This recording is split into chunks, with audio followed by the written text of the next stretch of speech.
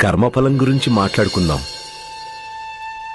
దేవా, నీ కర్మలకి మొదటి ఫలం ఏమిటంటే నీకు ఒక మంచి కుటుంబం దొరికింది.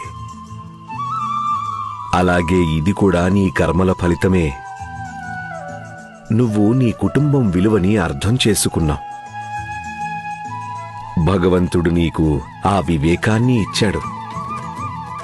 ఇన్ని కష్టాలు పడిన తర్వాత కూడా నీకు ఈర్ష్య, ద్వేషం, అహంకారం అనేవి అస్సలు లేవు.